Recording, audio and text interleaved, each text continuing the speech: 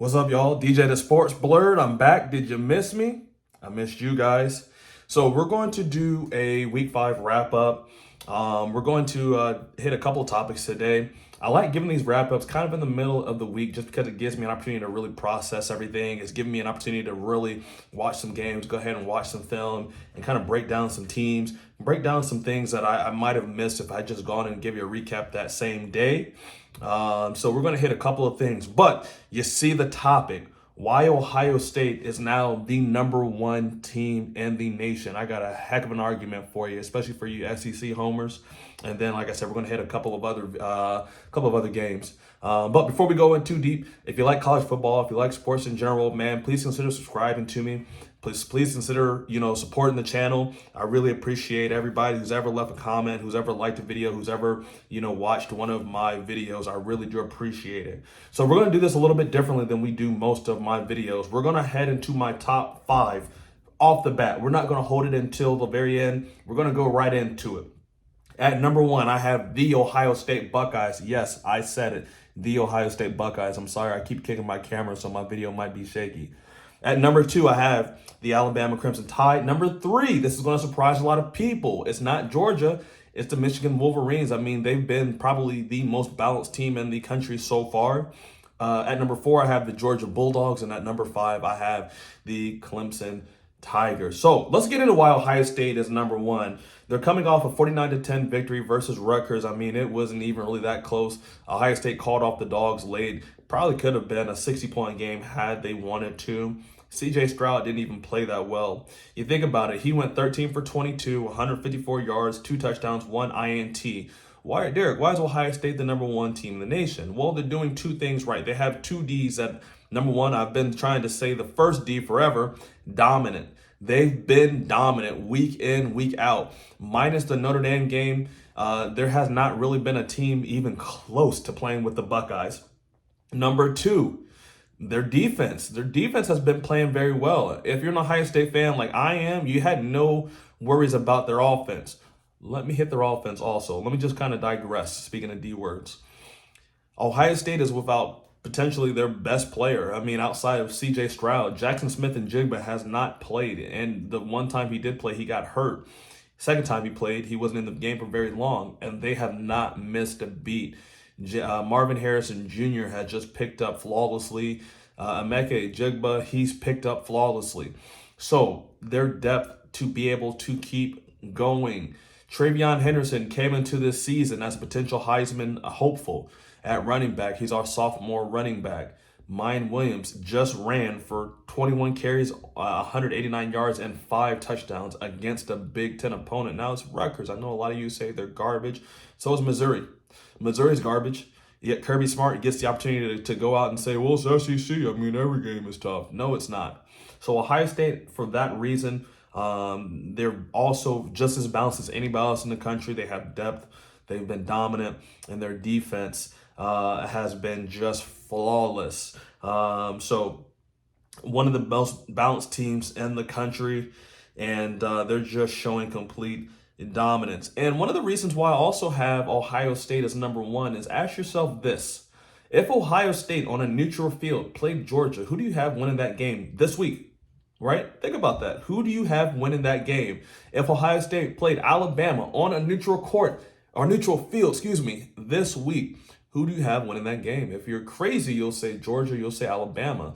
They haven't really proven anything. I mean, Bryce Young is hurt right now. So who are they going to do? They're going to run their second string quarterback into the fire versus Ohio State? No, Ohio State at this moment in time, after 5 weeks of football, is the best team, period, bar none. Now, you SEC homers will say, well, the SEC, man, we've been dominant. Okay, no problem. But we're not considering what they did back then. We're considering what they're doing in the 2022-2023 college football season. And if you're crazy, you have to be crazy to think Ohio State, any other team outside of Ohio State, is the best team in the nation. Now, we're going to move on to the second best team in the nation, in my opinion. Alabama, man, they got on Arkansas very early. They were up 28-0 before you could even blink.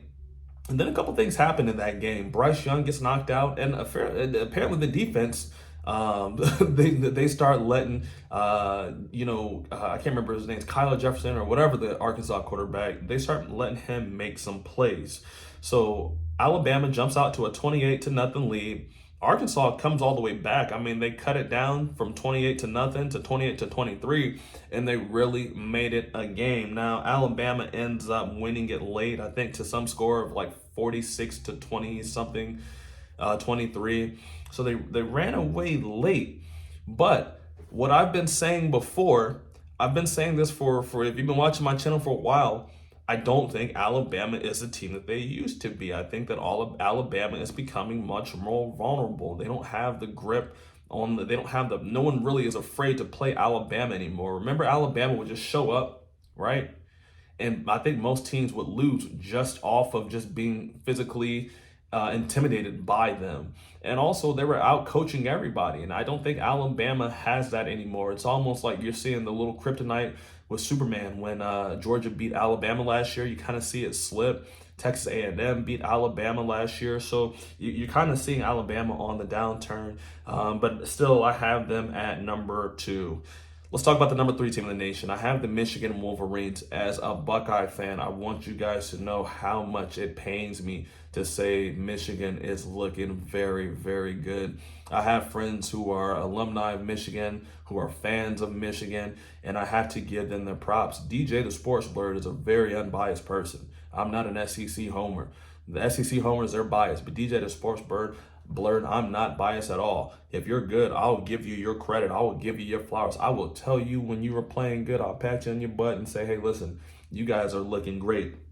And right now, Michigan looks like the most balanced team in the country, and it's not even close.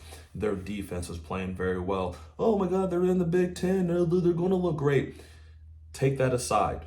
Look at how they've been just handling teams, all right? Defense has been playing well, and they might have one of the best 1-2 punches at quarterback and running back combination that no one's talking about. You have J.J. McCarthy.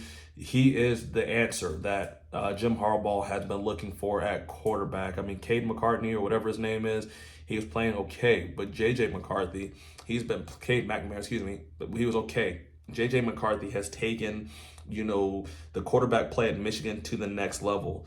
So definitely like to see that for all my Michigan fans out there. And then Blake Corum, I mean, he had been playing just as well as any other back in the country. I mean, they asked him to, number one, maintain the offense for him, chew up some clock, get big chunk yards. He does everything. He's an excellent blocker. He knows, when to press. He knows when not to. And he's a sledgehammer at the end of the day. Had a heck of a game he did versus Iowa.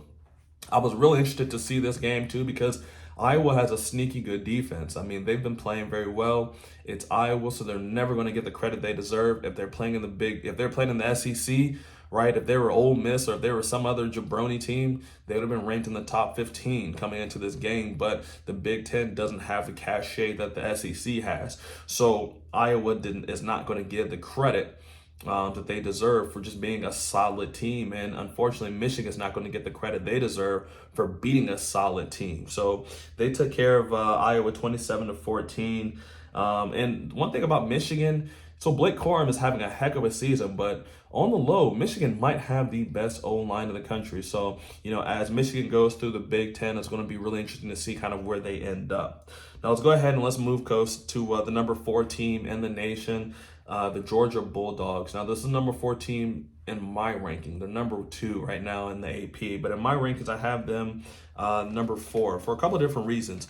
I gave them the benefit of the doubt last week when they struggled against Kent State. They won that game by 17, but if you really watched that game, if you really followed it, it was a heck of a lot closer than a 17-point game. Kirby Smart is really starting to annoy me, by the way, guys. He just sounds like another SEC guy. Oh my gosh, well, it's so hard to play in the SEC. Oh, all the games, they mean so much more. Mizzou lost 33-3 to Oklahoma.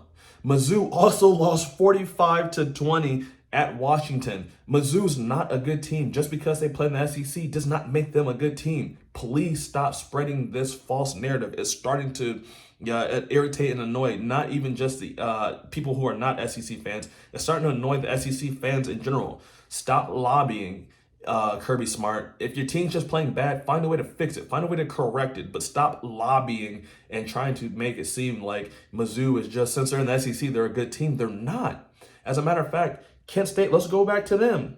Kent State is trash too. You guys barely got through with them. Like I said, the game was 22 to 32 going into the fourth quarter. Okay? Georgia has some real issues that they need to address.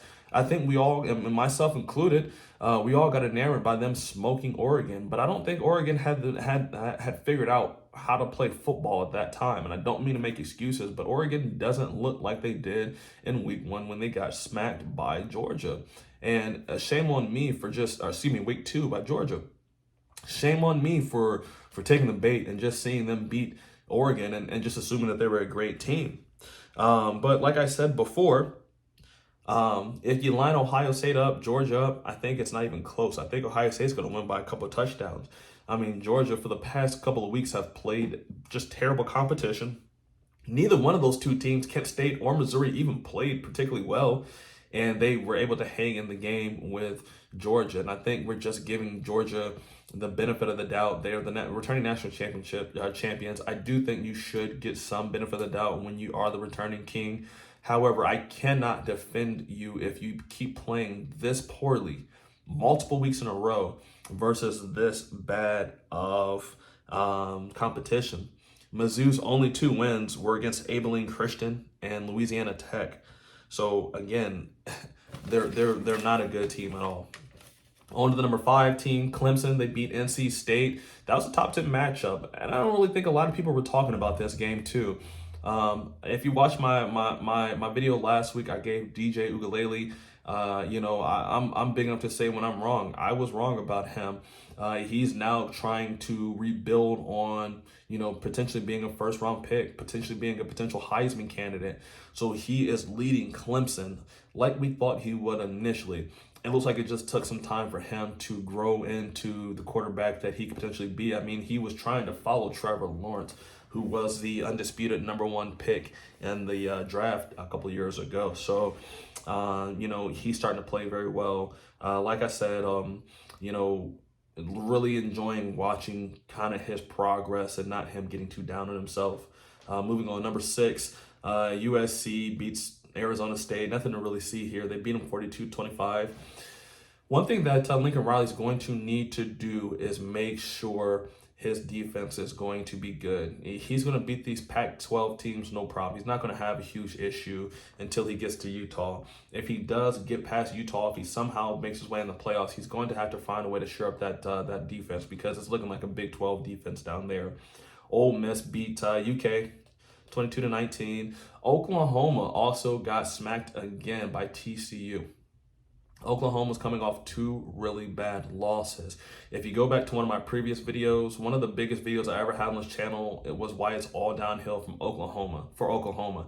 And you Oklahoma Sooner fans, you guys talked so much crap, talked about why I didn't know college football, talked about how dumb I was, and then now it's looking like I was right the whole time. So I'm going to make another video about Oklahoma, and then we're going to also hit a couple videos this week. Is Urban Meyer coming back to coaching? Maybe, who knows?